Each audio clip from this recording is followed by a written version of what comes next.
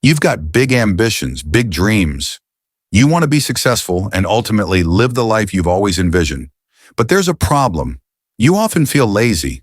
You know exactly what you should be doing, yet you still don't do it. And that leads to guilt, because deep down, you know you're capable of so much more.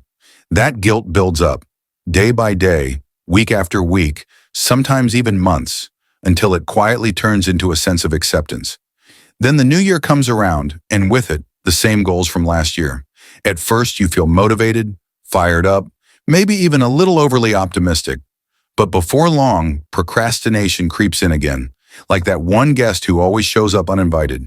You find yourself stuck in the same old cycle, and eventually you start to believe the label, "I'm just a lazy person." So how do you break free from this cycle and finally stop procrastinating?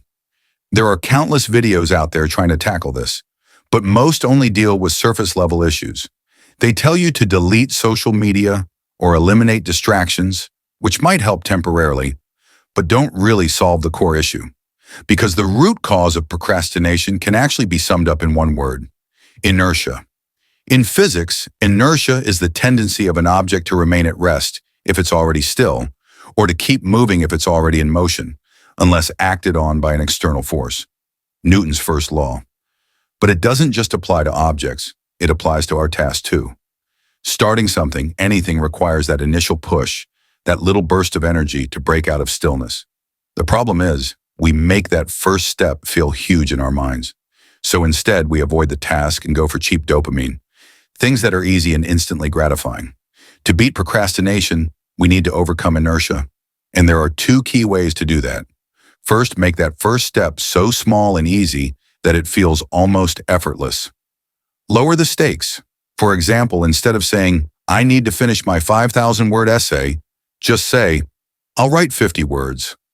Suddenly, the mental resistance is much smaller, and you can start without needing to summon tons of willpower. The second method is called the 2-minute rule. When you don't feel like doing something, just tell yourself, "I'll do it for 2 minutes, and if I want to stop after that, I can." Let's say you don't feel like cleaning your room. Put on a song, clean until the song ends, and stop if you want to. But more often than not, you'll keep going, because once you're in motion, you tend to stay in motion.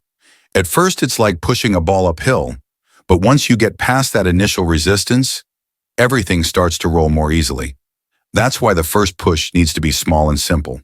You can apply these two techniques to any area of life: working out, building a side hustle, keeping in touch with people, or even tiny daily habits. Like Martin Luther King once said, "You don't have to see the whole staircase. Just take the first step."